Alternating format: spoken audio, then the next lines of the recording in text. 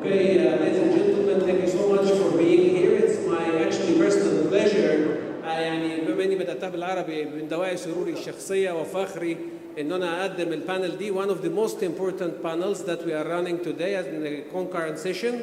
So please help me welcoming. Let me first say about the panel. It's unlocking prosperity, innovative and impact investment for peace. So please help me to welcome all our panelists for today, and I would call Dr. Dalia Abdel, please, to join us starting this panel. Thank you so much.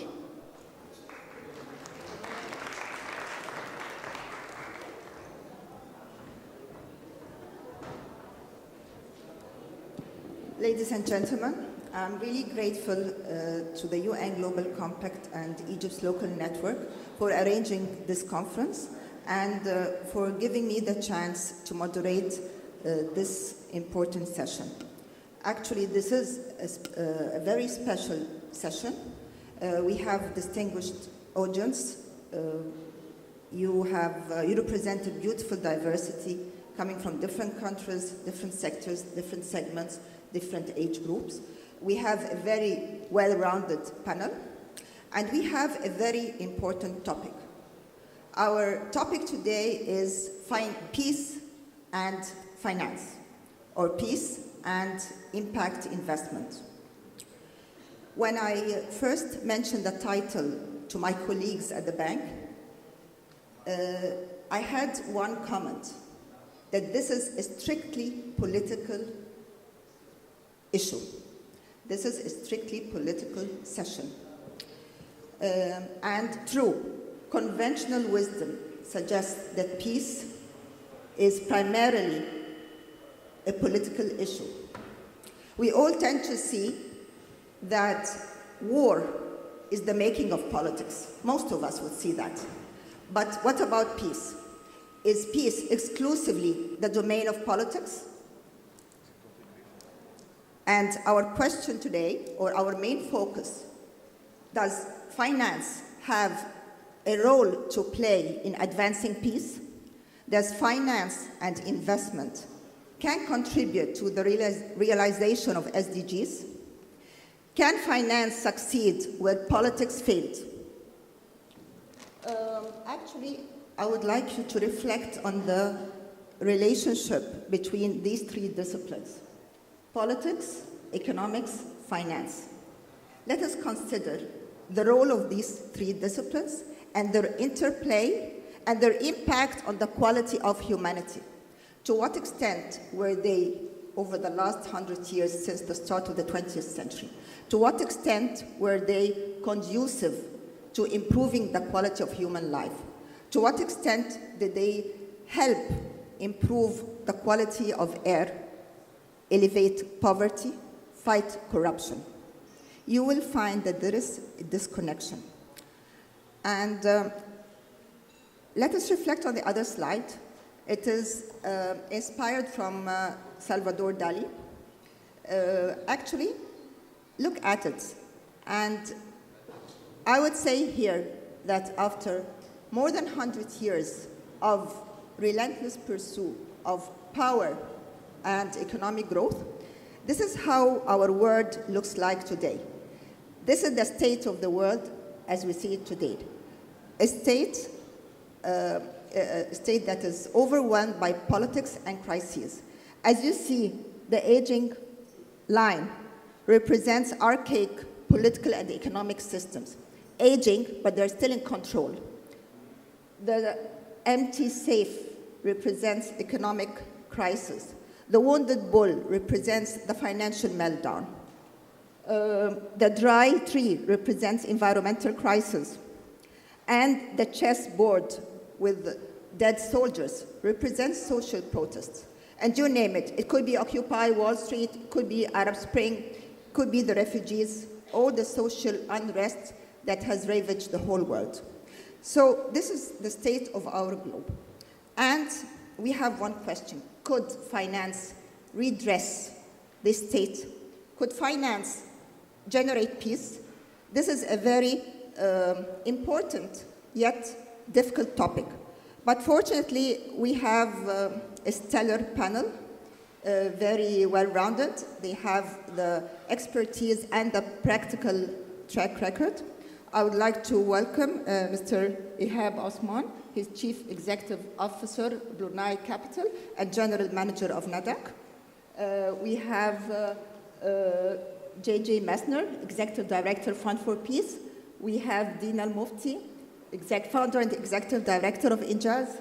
We have Helmi, Chief Executive Officer, EFG Hermes Foundation. And we have Amr Abul Azmi, Chairman and Co-Founder, Tamwili Microfinance Company. And finally, we have Mohammed Fahmi, Vice Chairman, Logic Management Consulting. This is minimal. You can go through their bios. It's full of achievements, other titles, but for the sake of time, because we want to be very punctual, we want to strictly end by 3. I would really aspire to give you a good time for Q&A. I would really appreciate your interaction because we have a topic to discuss. Can finance succeed where politics and economics failed? Thank you so much.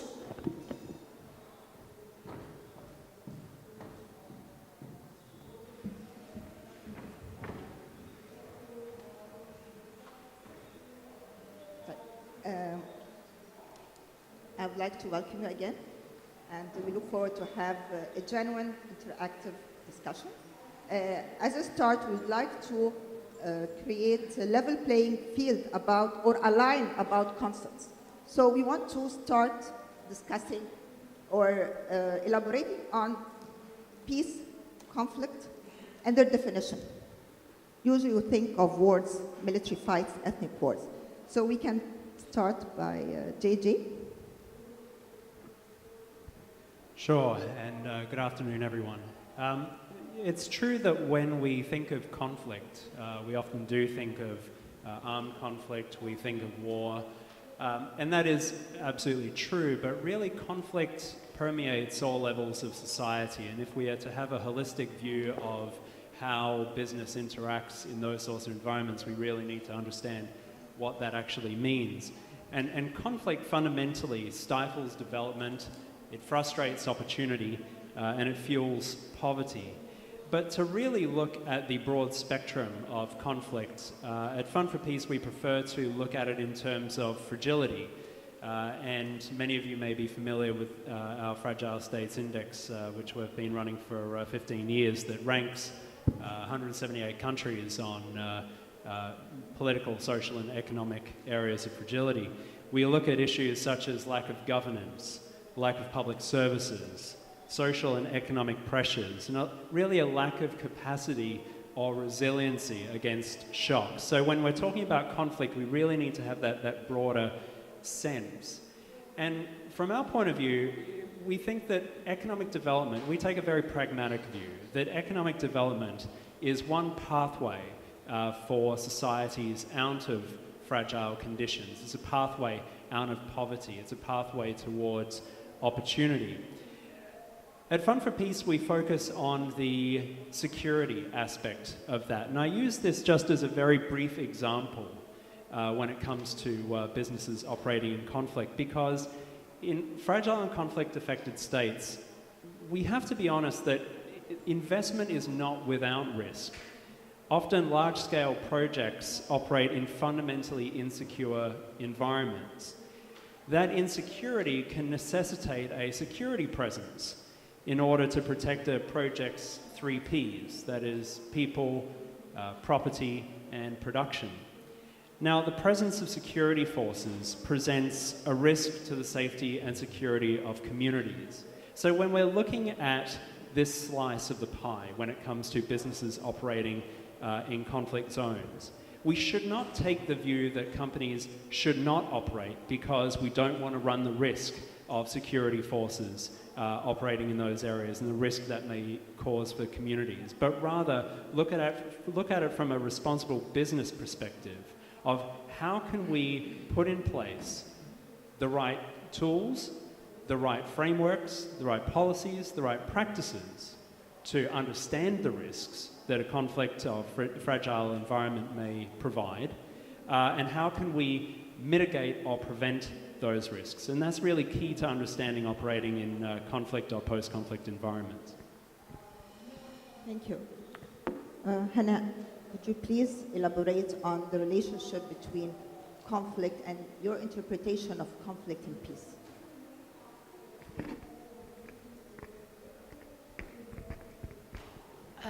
Let me just start by saying that social peace prevents state conflict. And the private sector is needed to bridge the financing gap for the achievement of the SDGs. But the private sector does not hold all the answers.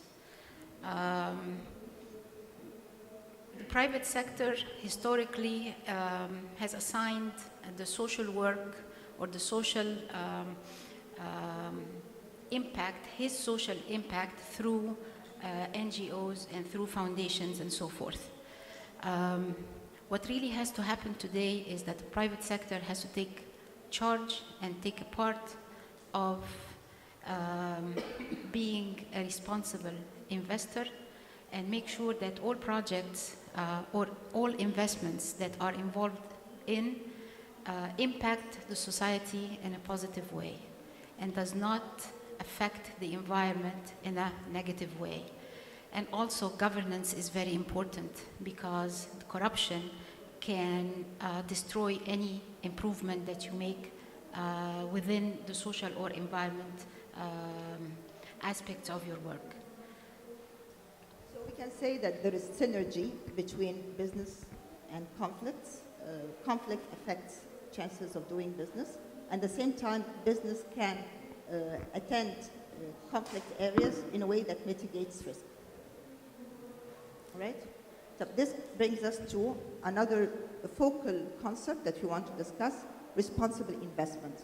And I would like to invite Amr to help us understand responsible investments. To what extent are they real? To what extent are they necessary? Thank you. I'd just like to reflect on a discussion that we had amongst ourselves, and I think that it was useful that we had this hour where we actually had some discussion before we came on the stage. There has been some difference in views about the definition of responsible financing, but there are some new mainstream ideas and thoughts that came up within the last 5 years about social investment and humane entrepreneurship, for example. And I think that falls parts and parcel with what we would like to define as responsible investment. Responsible investment would, in my opinion, tackle issues that are core to social development, human development, and taking care of the human being. It may be related to being environmentally aware or environmentally responsible, addressing gender gaps in employment, or addressing gender needs in the workplace itself and within the product that you're trying to avail or the industrial or commercial activity that you're trying to strive to achieve. Responsible financing also falls parts and parcel on the government side, because the government is always playing a key role in regulation, setting the level playing field, as you indicated, to having incentives or having a proper environment that would encourage responsible financing. With a lower degree of regulation or a lower degree of supervision when it comes to the human needs by government, especially in underdeveloped or emerging markets, you have the tendency, especially in the informal sector, to see a certain degree of irresponsible activity. While based on my experience addressing micro and very small enterprises, we see that 99% of it is unregulated, 99% of it does not have any documentation or the proper permits, while there is an intrinsic inclination within the activity to take care of its own environment, of its own community, of its own neighborhood, as most of these activities are localized. And I think that this is something quite important when you come to address the lower levels of the growth or elements that lead to industrial growth or economic activity in any country, especially in countries like Egypt or emerging markets where 95% are small and micro enterprises contributing to GDP growth.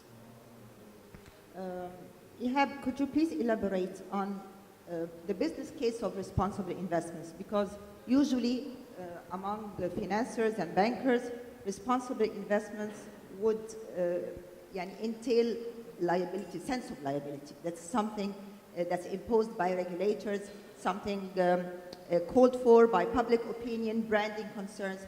But to what extent is responsible investment conducive to real growth, business growth? Thank you, Dalia. And I would like to start first by thank you all for giving us your time this afternoon, and Global Compact, Network Egypt, and Global Compact office in New York. I think there is no global definition for what a responsible investment is. And it has to be a very community-specific definition. If we take, for example, countries like in this region, where there is a huge gender gap, for example, so an investment that will encourage closing the gender gap or addressing child labor, or this will definitely be a responsible investment. It will not be the case if we're doing the same investment in Northern Europe or in Scandinavia. So I think we have to go almost community by community to define what responsible investment is. Depends on the need of that community. At the same time, if we look at the state of finance in the world today, the world has never had more financial resources.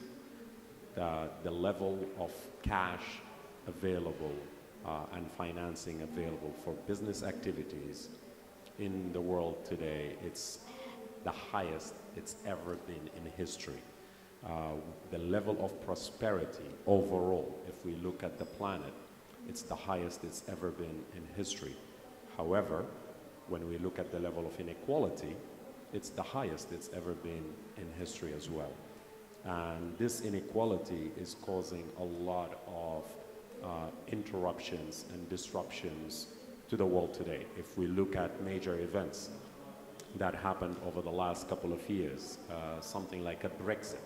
So even a country like the United Kingdom, which we see it as a developed country, it's largely due to this inequality, due to technology, due to a lot of factors, you have disruptive events like that.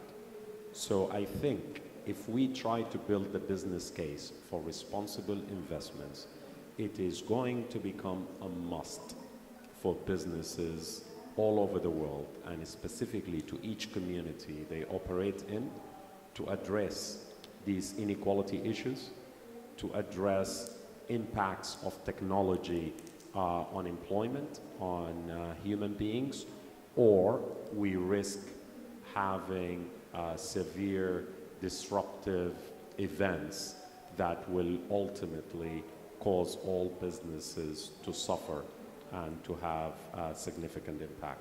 So the case for responsible investment is not a nice to have. It's not being good-hearted. It is absolutely needed for businesses to continue to thrive and to do well.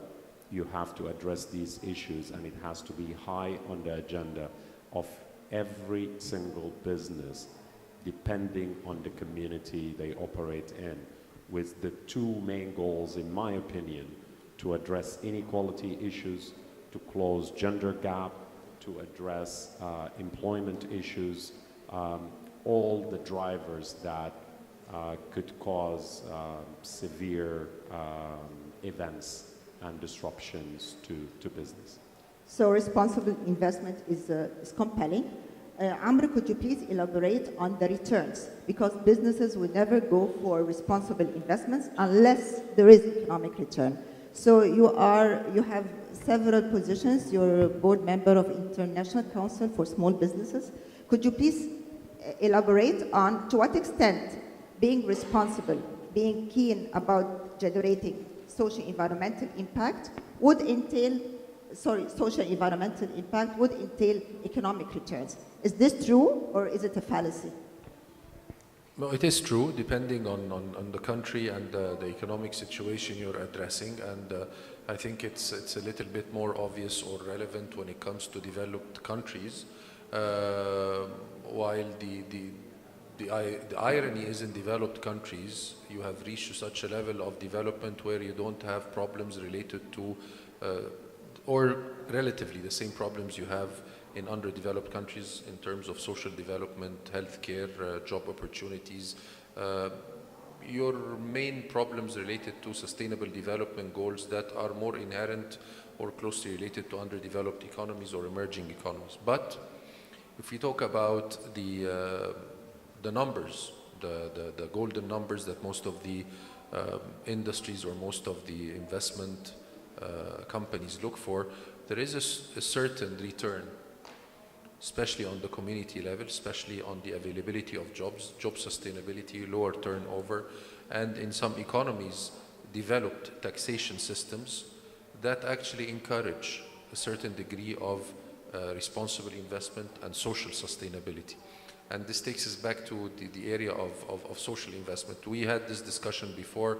We want to completely take out charity, CSR, and giving back to the community from this formula. We want to address a pure investment proposition that carries a social notion, that carries a responsibility amongst the core values of companies that would be translated into financial gains. And we see that happening in some European countries.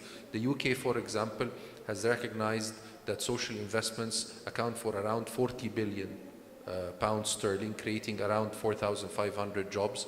Even in financial services, there are certain companies that are recognized as financing companies for consumer finance, for small credit, for payday loans that operate on a totally different platform on a community level and that are retaining higher employees and producing some gains on the community level also.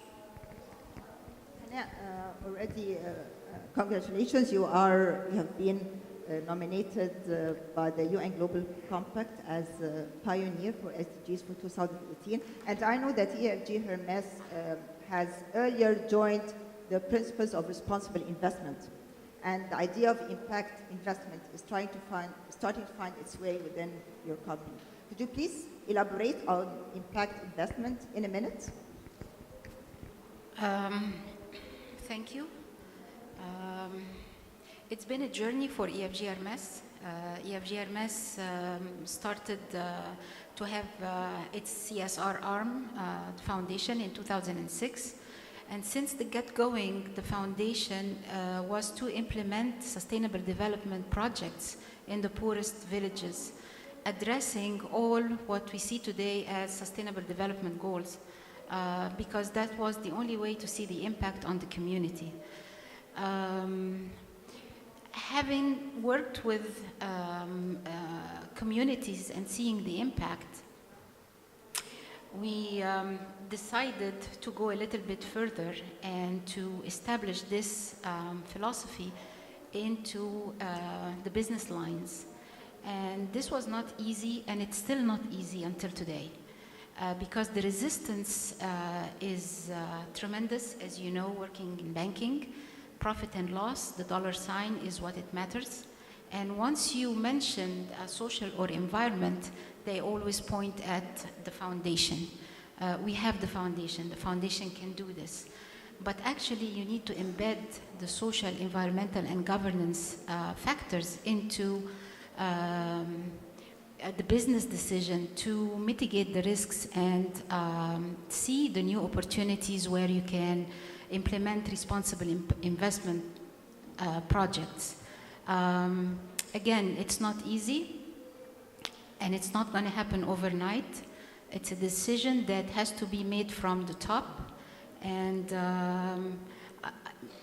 as our friend Mariam Farag this morning said in her panel, it's a responsibility of each and every one of us. So sustainability or being responsible has to be on the individual level and then to be transported or transformed into whatever we do for a living. Okay. I think you brought us to the crux of the issue, that we have CSR funds And we have business funds that's not forthcoming. That's a little bit difficult, and it's difficult for businesses to realize the business case, although it is there, as you concluded. And this will bring us to innovation. How can we innovate funding? We have one spectrum with CSR at one point and business at that point.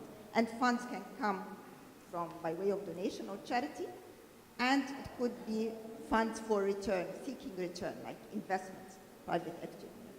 Mohammed, could you please tell us, because I think we have to rethink finance. I mean, there is an urge that finance pitches in to change realities. And as such, innovation is something that we have to address. Could you please let us reconsider original ways of sorting out funds? Sure, thank you. First, I will put some lights about the business incidents, how it comes.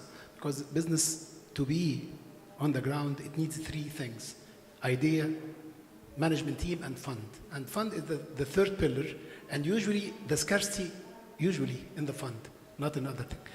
However, funding, we see around tens of ideas about funding, new funding methodology, okay, to inspire this mechanism of how to make business. But unfortunately, most of them not regulated. Let me give you example for most innovative funding system. It could be very good for any businesses, which is a crowdfunding. Crowdfunding is the mix between public offering, okay, but in different regulation, okay. People can fund their own businesses through this mechanism of crowdfunding, but unfortunately in Egypt especially, we don't have this regulation for this sustainable model. And I think it's very good, and it has a return for the community, because the community contribute in the business, and business give the return for the community at the end. Other thing that we have now, sort of small communities like angel investors or angel funding, okay, which is also helping the sector of the different businesses, especially startups, how to grow. We have also something, but not the mechanism, has a big problem in it, which is the funding from a big fund from government. Maybe you heard about the 200 billion, okay, that Egypt offering for funding startups, but unfortunately the utilization, it was very bad because of the mechanism. So why? Because I will leave it to Amr, okay? Leave it to Amr. About the 200 billion funding for the startups, okay? Why did it fail? Because I don't know exactly, but at the end we claim they initiated the idea, but they don't do the right mechanism relevant to the market. Because business, it needs more flexibility to give them small funding. In a country like Egypt, the Central Bank of Egypt was very much forward with financial inclusion, and they established this fund to empower entrepreneurs and startups. Yep. But its impact was not very much felt. Yes, and we don't know, I think utilization, it was around 5% of the fund till now, but let Amr back. No, I think that funding is one of the key elements. I think that that Ihab was speaking about similar idea about the abundance of funding nowadays, and yes, we do have an abundant amount of funding existing around the world for both startups and existing enterprises. We've seen a strive of venture capital funds, risk capital funds, and tech funds that have been trying to identify viable investments. But I think that's on the investment side. And I will talk a little bit more about the 250 billion pound fund that was earmarked by CBE. I think it was one of the, it's a brilliant idea. It should have had a great impact in availing funds to small and medium enterprises. However, due to the lower level of knowledge on the bank side, due to being entrenched into corporate and retail banking for such a very long time, that most of the banks in Egypt, with some exceptions, are not geared towards availing funds for small and medium enterprises. Furthermore, I think that the idea of having subsidized funding as an incentive for banks, since it lowers from their provisions, or for enterprises to gain funding and strive on cheaper refinancing cost hasn't been successful. The example of utilizing small and micro enterprise funding companies is very relevant here, because they have been providing about 10 billion pounds over the past 5 years, while banks haven't been able to approach the communities that deal with such enterprises. It's mainly commercial activities, low-income areas, and these are for the productive low-income groups. And they do create jobs, they do create incomes. They don't have to necessarily be a source of poverty alleviation. This is a myth, but through creating jobs and income, you do approach the area of poverty. But coming back to innovative funding mechanisms, I think that, as mentioned earlier, crowdfunding is one issue. When it comes to CSR activities, one of the things that came up recently, since I'm a board member in Nasser Social Bank, is the establishment of a social fund, a social community and investment fund that would be based on shareholding, like any other fund, registered as a fund, but for charity, and it's a closed fund. And this fund is geared towards social activity, geared towards poverty alleviation.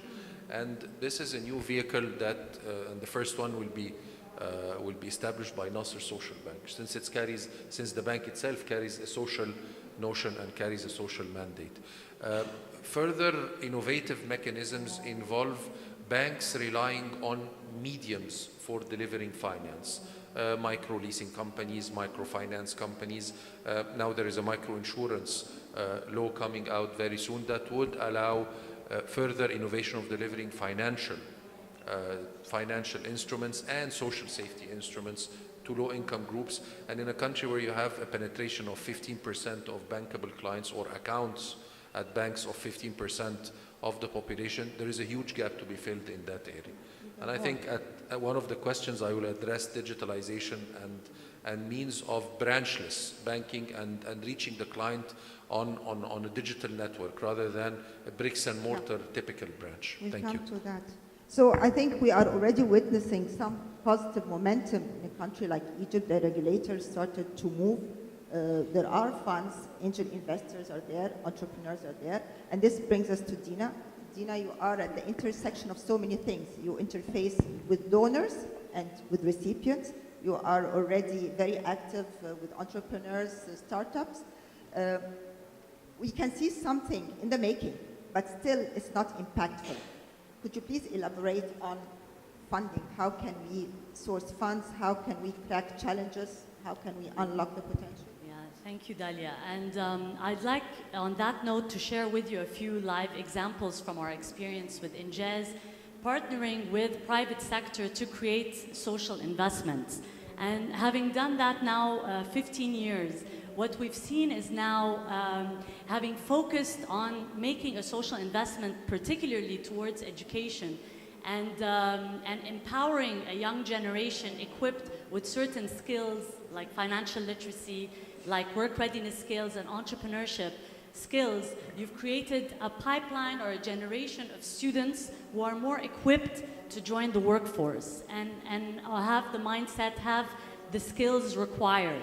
And this speaks to the social impact side of the CSR side that we were talking about. What is the benefit to businesses is that so many of these young people graduate having been coached by their volunteers from the private sector, and many of them have ended up being recruited by these private sector companies. So companies have started, taking interest that this serves their business purpose at the end. It's not just simply a CSR activity, but it's something that will benefit on the long term. If they're in it for the long term, it will come to benefit their company as well.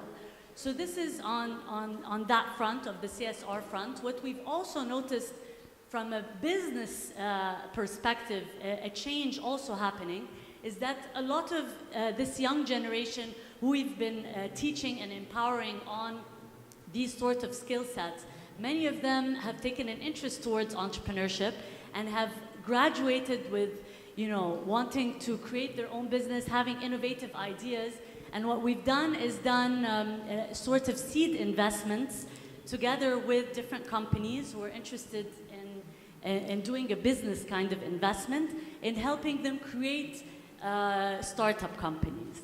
And these startup companies, innately run by these young entrepreneurs, all have a different set of values that are very socially responsible and socially impactful. So we've seen so many interesting businesses come up. If you'd allow me to share two, just as an example.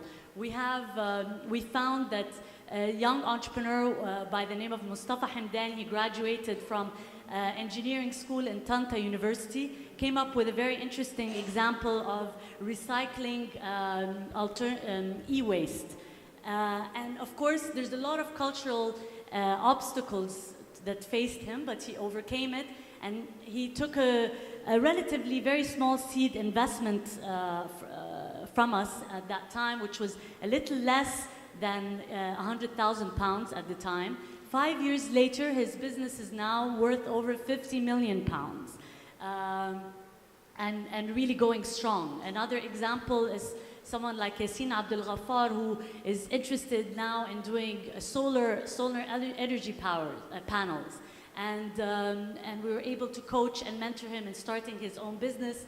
And today, just 4 years later, after receiving a seed fund of £150,000, his business is now worth over £200 million in just a few years. And so this started to capture the attention of a lot of different businesses, of investors, that, okay, maybe this is not something nice that we're doing and helping and supporting. This is actually something critical, and it's an important investment that we're making with this young generation of new startup companies who are having a significant impact on social goals in the country that we're looking for, and making and disrupting the social norms and disrupting the business norms and the regular way of doing business. And this is really something profound that we're seeing, and a change with this young generation that's coming up.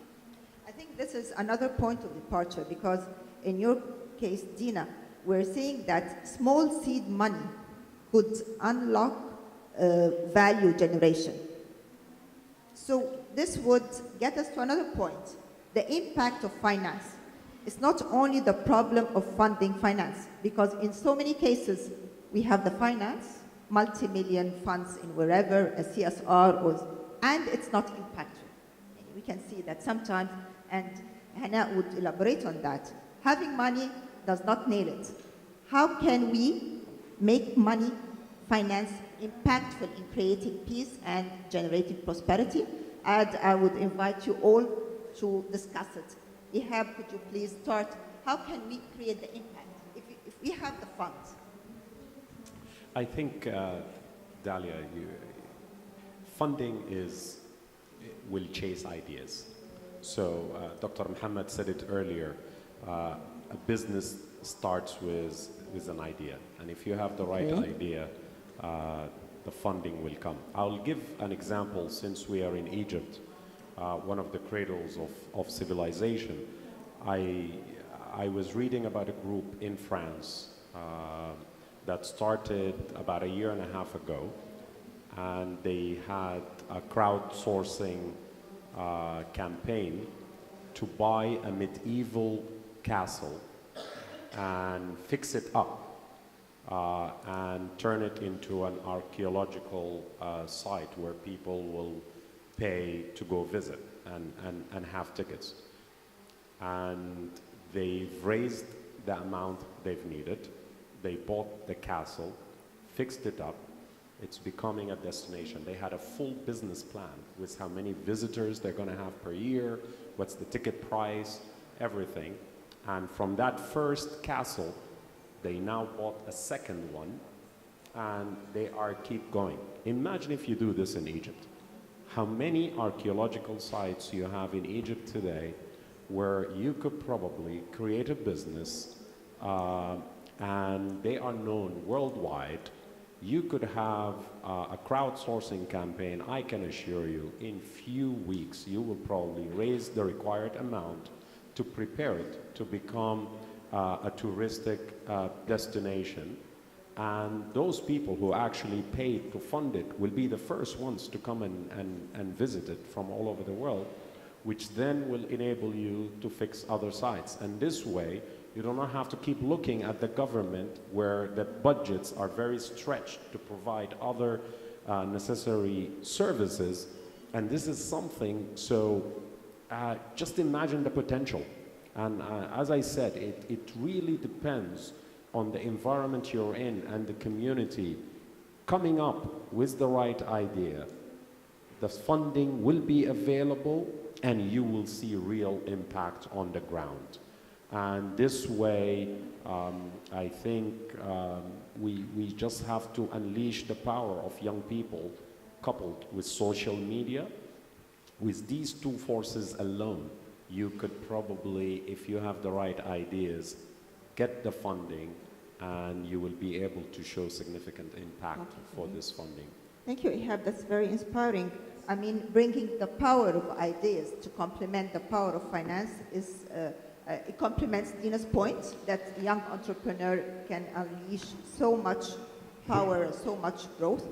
I think also, Hannah, your experience in revamping or developing remote villages and its success, it was not only about funding, it was about other ingredients that made it work. That was very successful as far as I remember. Could you please elaborate? How can you add to finance to make it impactful?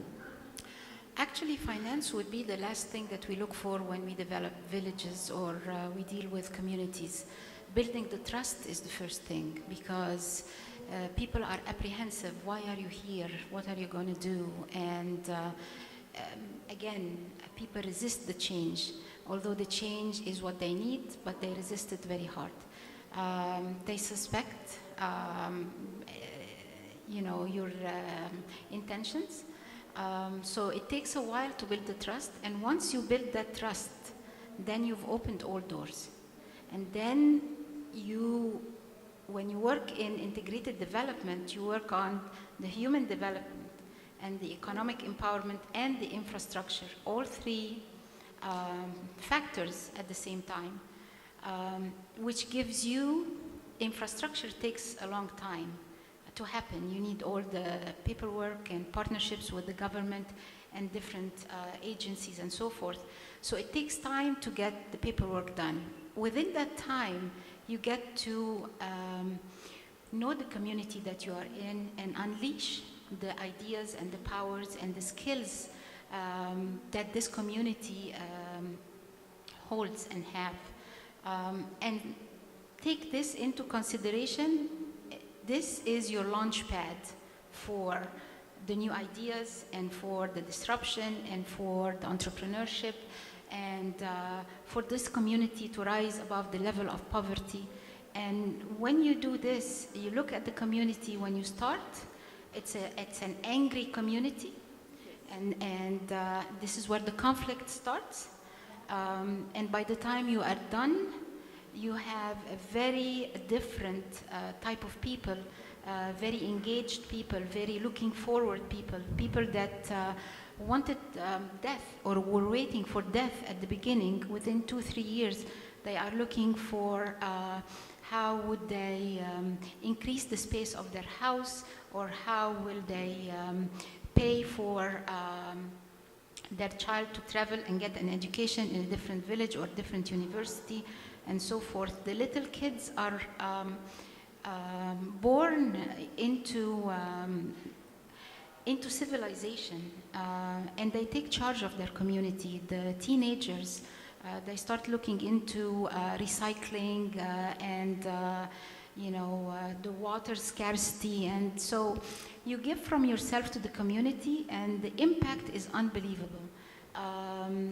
And the funding is very important, but the funding comes once the business see the impact and see the difference. You take your board members to this site and let them talk to the people, and the budget that they start giving you at the beginning of the project is maybe 10% of what you need, and by the time they leave the site, you have the budget to do the whole thing. So it's just a matter of, again, being responsible and giving from yourself and giving and engage your employees as well into financial literacy, into being creative and build on the skills that the communities have. Thank you, Hannah. I mean, so it's not only about finance. Although finance is essential, it's the power of ideas, the power of the youth, entrepreneurs, and the power of commitment and passion to the project. So there are non-material factors that should be into the recipe. Master, could you please elaborate? I mean, you have been exposed to different areas, conflict-ridden areas. Can you tell us how to make finance impactful, or how to redress the challenges that hinder the flow of finance or its impact? I do a lot of assessments in countries all around the world, security assessments, conflict assessments for companies, for investors, and I think the common denominator of many of these projects is the immense impact of investment in fragile and conflict-affected states, particularly when that investment may not otherwise occur. And on the flip side of that is the great shame, the great opportunity lost, where investment does not occur because of a fear of the amount of risk that may accrue from operating in those environments.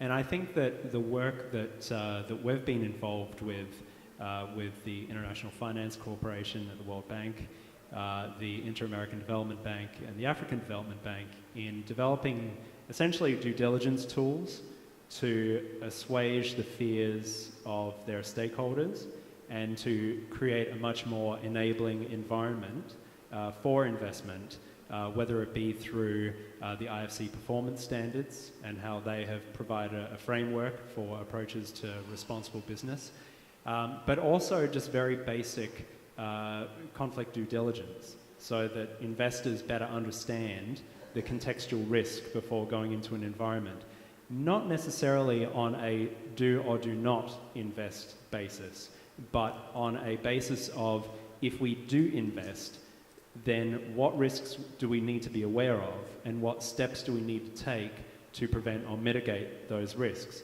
And I just want to very briefly share a story from an assessment that we did in Central America for a multilateral financial institution of a hydroelectric power project. And we did the assessment because there had been some violence, there had been some sabotage around the project, and the bank's stakeholders were increasingly concerned that this instability was going to impact their investment in the operations, and more importantly, was going to negatively impact the community. We had also seen in the media that some activist NGOs had made this a bit of a cause, that the community clearly didn't want this project. So we went into the community and we were expecting to encounter significant hostility. And we spoke to one community member in particular at the beginning of our assessment. And I asked him, what do you think of the project? And I was expecting him to lecture me on how terrible the project was and how they didn't want it. And he said, I'm in favor. What, just you or the rest of the community? No, everyone I know is in favor of the project. And I said, I don't understand. We've heard so much about the community opposition. He said, well, I don't know who you've been talking to, because from my perspective, we live in a neglected part of the country. We live in a very violent part of the country where there's organized crime, there's drug trafficking, and we don't have any electricity. And he said, I'm a carpenter. I make furniture. If we have electricity, then I'm going to be able to make more furniture, I'm going to earn more money, and I'm going to be able to put more food on my family's table. He then said that if there was electricity in the village, then his kids would be able to study at night and would get further ahead in school. And he also said that having lived in the United States for some time before, as he put it, he was involuntarily returned to his country, but he'd worked in the United States for 10 years. And he said, this may seem far-fetched, but when I lived in the US, I saw that technology is the future. And my hope is that one day, if our village gets power, one day our school might even get a computer, and my children might actually be able to learn how to use a computer and have the tools necessary for the global economy. And this is coming from a man in a community in a very isolated part of the country in Central America. And he encapsulated, I think, the importance of the impact of, beyond CSR, just mere investing in neglected parts of the world to spur that sort of development. And so that's why it's so important that we have these frameworks, we have these tools, we have the due diligence necessary to allow investors to take those risks and to invest responsibly. Thank you. So we're trying to touch on so many complementary features or ingredients that are necessary to unleash the impact of finance. And I will share with you one challenging question. What if banks still are not convinced of the business case of responsible investment or sustainable finance? And the governments worldwide do not have the money. Actually, I think we have $7 trillion funding gap on an annual basis to meet SDGs worldwide. $7 trillion. How can we forget about mainstream banking and mainstream finance? How can we solicit or source out funds to that amount? I mean, this is an exercise.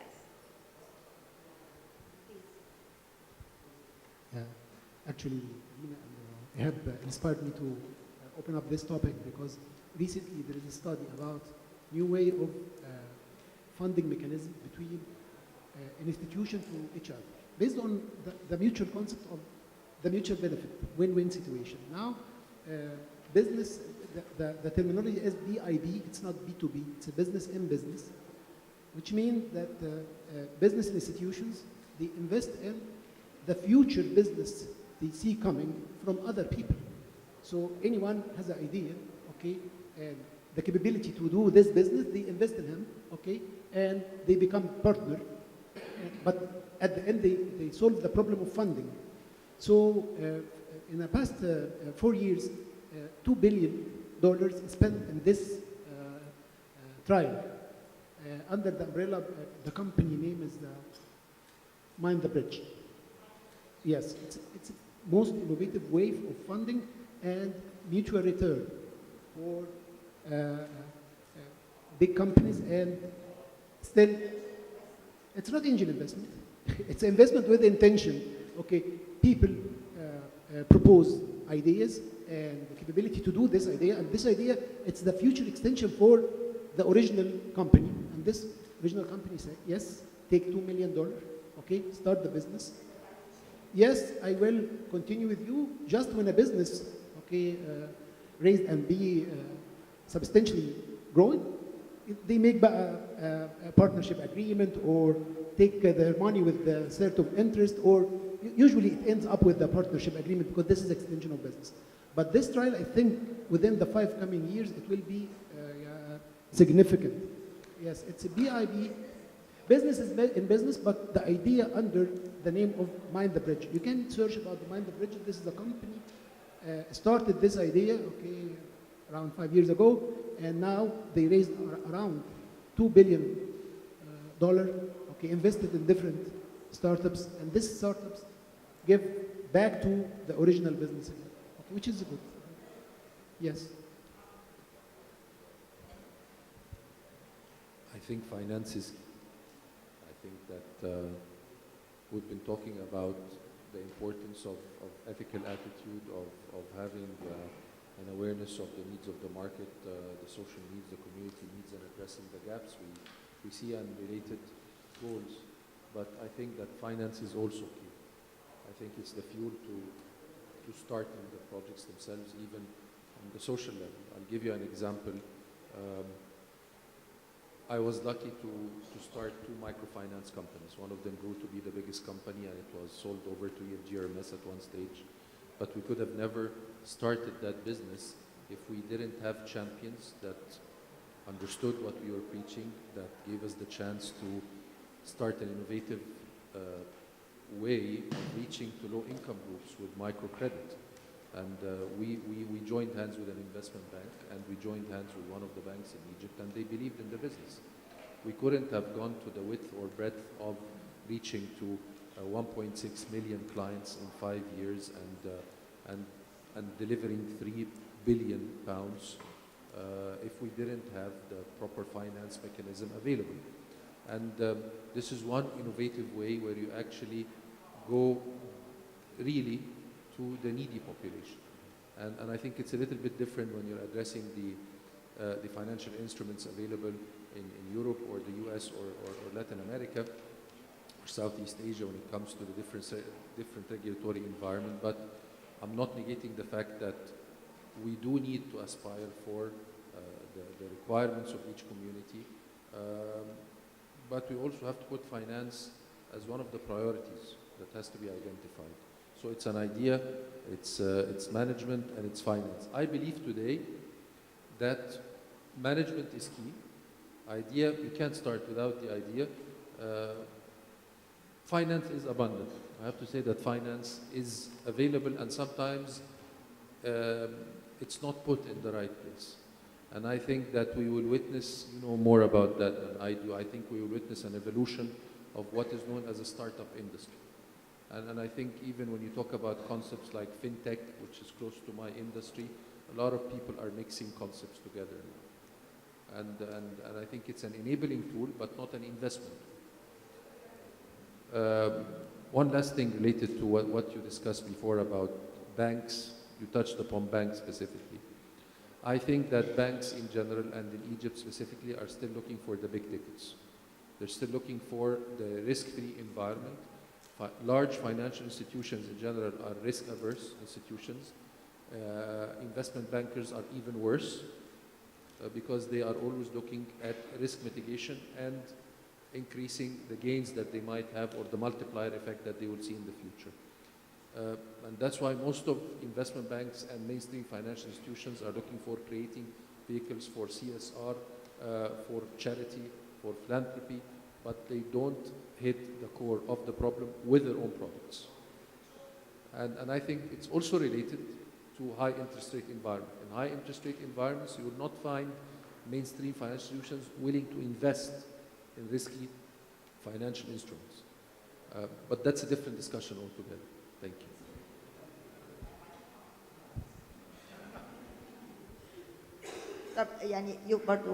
This is the crux of the issue. If we wait for banks to move, and they are moving, but the dynamism and the traction are not powerful enough to redress the problems or the challenges that we're seeing. And that's why we are challenged to come up with innovative finance. Finance does not only lie in banks or financial institutions. Finance, for example, and I asked you about it, crowdfunding or the informal sector أو الفلوس اللي تحت البلاطة. It means the money that's under the mattress. It's outside the financial system, and we need to innovatively think how to unlock, how to unleash, إزاي يطلعوا, to fund prosperity, to create patriotic or common causes, to get the ideas. There has to be some effervescence and some recipe that sources out hidden money and add to it ideas, passion, commitment, something that helps us as NGOs, as financial institutions, as startups, as entrepreneurs, as whoever. And this brings us to the idea of stakeholders' engagement. No matter how far are we progressing, we're still working in silos. And we've been talking about this over and over again. So, Dina, again, you are touch-basing with so many stakeholders. What do shareholders? It runs in our blood. How can we unleash hidden money, the power of the masses, or again, as I've been telling you, wealth is at the bottom of the pyramid. There is so much money in this country, in Egypt, and I'm sure in other Arab countries, but it's not solicited and it's not sourced out. So Dina, briefly, because we'll have to start. Yeah, so very quickly, so the future of business is changing. This is very clear. It's happening anyway. Banks can either keep up with that, or they have to catch up, or not be part of that new change, of wave of change that's happening. Because we see technologies changing at a very fast pace, and the internet is bringing the world closer together. And so now a lot of new businesses, whether startups, young entrepreneurs, have access to things that were never accessible in the past. And so when we talk about stakeholders, it's really important to know that as a community, not to be an ecosystem, not an ecosystem. So there's a clear marked difference here that we have to understand that all of us are doing many diverse things, but collaboration makes us all the more stronger together. If we have a unified vision and unified goal that we work towards collaboratively together as an ecosystem, there's so much that we can do. Okay, we'll end here and we'll start the Q&A session. I would invite you all to share with your questions and comments. Please introduce yourself, your company, and be very brief. We want one statement question, two more statements as elaborating or giving context to the question.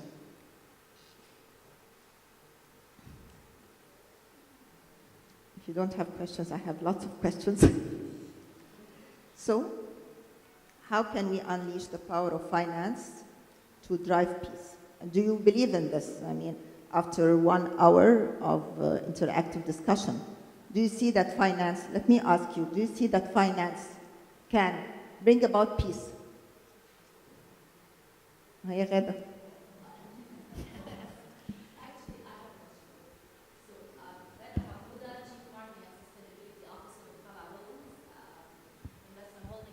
Today, it used to be a private equity firm and one of the first investors in Tanmiyah that Amr started. So my question is, there is in fact a lot of funding. I think the problem, as someone was saying, it's connecting the dots of what we're currently trying to do. And to sit and watch the progress that's happening with Ministry of Social Solidarity, standing up there and talking about key initiatives that they put together, and a database they've developed, and a poverty map, and so many pieces that, in fact, if we all start to link up into, would make a huge difference, would make the impact we're looking for. So I'm curious, when you say you're doing, I mean, you have sources of funding, they have people that need, that are in their Takaful and Karama database, people that are below the poverty line or just in that, right above the poverty line. I mean, why aren't we working with them? I mean, on a private sector scale, I have to tell you, I sat down with their public-private relationship manager, and we're trying to see how we can tie in what we're doing around our different projects and the different communities. We do work with Al-Mar'a Al-Ma'ila, with youth, women, and we're trying to look at the database around the governorates we are in to see where we can make a difference so that we can monitor the impact and report on it. So what thoughts do you have around that? I should have been on the panel, Ghada. Thank you. So to answer your question, I have two examples that I will explain that basically two initiatives that go along what you were discussing. As a board member of Nasser Social Bank, and this is part of giving back to the community, we have designed two very important programs within the bank. One program is Mastura program, which is a microfinance program for women entrepreneurs, very low income group of women entrepreneurs. And this is exactly actually dealing with what you're talking about. We have managed to disburse 250 million pounds in 1 year to around 20,000 women all over Egypt. But more importantly, it was linked to Ligan al-Zakah, or the Zakah offices. And now we're trying to establish a sustainable system whereby we can have a fund with corporate companies, with high net worth individuals, basically geared towards that goal, of having a sustainable microfinance program for women, and some of these women are in Takaful and Karama program, and this is how you're actually closing the loop. This is how you're tying up the low-income groups who require sustainable finance and sustainable credit schemes, coupled at a later stage with a type of insurance that would protect them against death, physical disability, partial or permanent, and that's how financial instruments can contribute to a sustainable product and also attracting funds from corporates or high net worth individuals. The second initiative that we're trying to do right now is an initiative that involves the creation of nurseries, because the government carries a huge burden, and within the mainstream education system you don't have nurseries. So there is a specialized subsidized credit line that is actually going to be linked to a fund also for corporates and for high net worth individuals for the sake of financing women entrepreneurs for the creation of specialized nurseries on the community level. And these have 3 different sizes with 3 different credit schemes. So once this is in place, it actually carries the notion of linking the social goals, which are also parts and parcel of the SDGs, and high net worth capacities of investment banks, mainstream financial institutions, and high net worth individuals. So these are just 2 examples. So you're saying that you're going to channel CSR money into a fund? I don't want to call it CSR. I hate that word. Donations, charity funds? These are funds that people may see from their perspective differently. Some would see it as zakah, some would see it as CSR, some would see it as charity. No, there is the return on sustainable basis, but not an investment proposition. But the sustainability component is there. Once you create the fund will be self-sustainable. So it's not a one-shot payment where we create 1 nursery or 2 nurseries as such, but it's a continuous vehicle with a management structure, with a fund manager. It's like, it mimics exactly a private sector structure of a fund. Okay. But the donor does not expect a return. No, he should not All right, expect but this is return. perfect. I mean, we're taking money that's being given on a charity philanthropic basis and transform it into a professional sustainable fund that has its own criteria. The difference is that it's managed by a financial institution with a disbursement mechanism through a financial institution, something that would actually set an example for other financial institutions like banks or non-banking financial institutions. This reminds me of الأوقاف المصرية. Some of you might know it, that up till 1952, the Egyptian revolution, the Egyptian society, the Egyptian community was 60% supported by endowments, family endowments, charity, al-awqaf, who were supporting hospitals and schools until the government decided to take over, but now they are reversing it and asking for NGOs. So endowments are sources fund and very powerful because everywhere, there is this obligation, religious or whatever. And the problem is, or the issue or the challenge is how to make this fund impactful, to professionalize it. The last question, then we close.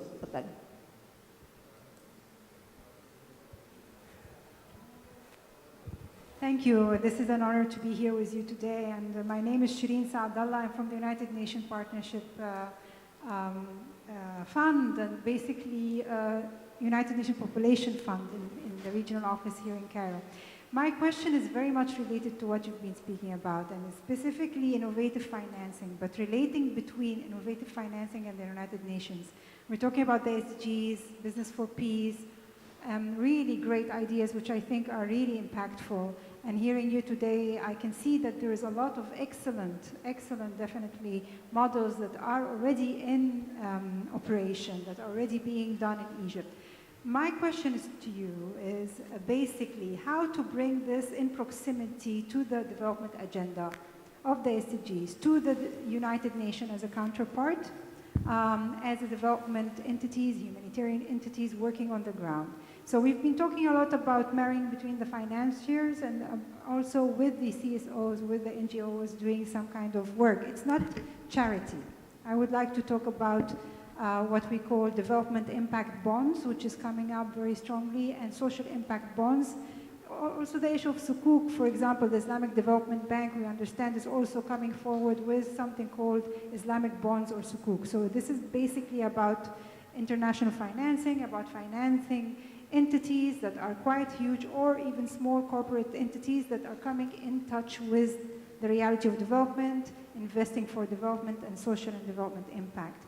So I would like to hear your thoughts about that generally, because I find that many of your ideas are quite fascinating. Thank you. Thank you. This is more than one question. Anyone? Okay, I'm going to answer that. You're talking about how can we connect the dots among stakeholders in Egypt, and how can we initiate sustainable products, sustainable financial products like green bonds, green finance, solar loans, if I get your question right. No. Could you please quickly? You're talking about sukuk, you're talking about bonds, green finance.